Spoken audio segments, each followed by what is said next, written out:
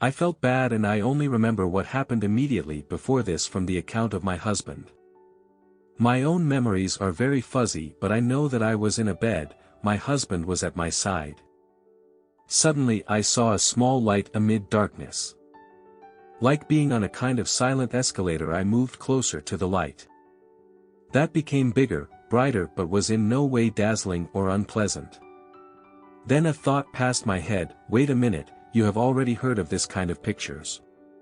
This is the way to death. At that moment it was completely clear for me, even though I was curious and in no way scared, that I didn't want to go that way. This opened a discussion with a being that I didn't see, as far as the light was no being.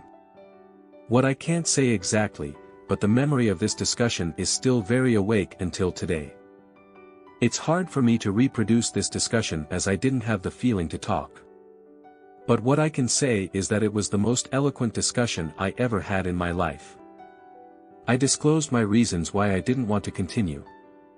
And each time the escalator stopped and my arguments were carefully accepted and pondered and with much comprehension.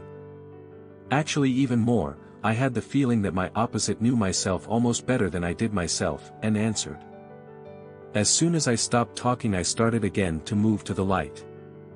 After a few stops I heard very gently, "You are allowed to come." And my discussion continued.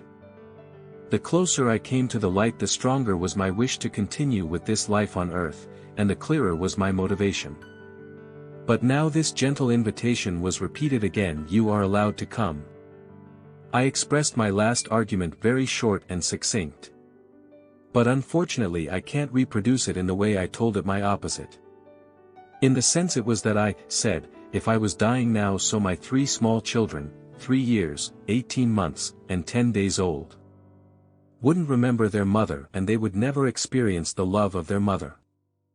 I felt a movement, very short, and opened my eyes. There I saw the extremely relieved face of my husband saying to me, "Just now I thought you were dying."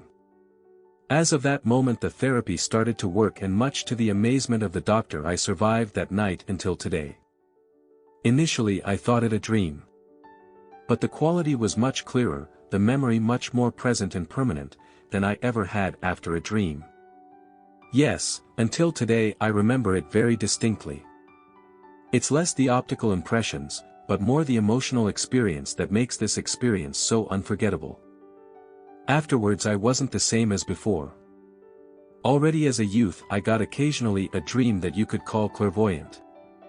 But what happened after this experience was enormous. Every night I dreamed very vividly about things. And I knew, there was an unexplainable certitude, that the contents of my dreams pictured scenes of the future. The best way I can describe it, is like watching a movie. Then a fast forward and you see a scene which is completely out of context. These dreams properly overwhelmed me, not always having a nice content.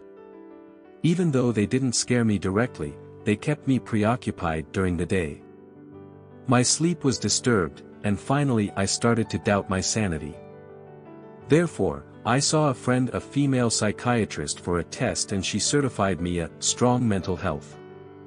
Nevertheless, my stamina was weakened and I was fervently praying to God, to take this phenomenon away. With this it was gone and I had more calm, at least for now. Because little by little my dreams became reality. As an example I want to tell about a row of dreams, that happened exactly in detail as I experienced them. I was dreaming of a house and I recognized this house in our town.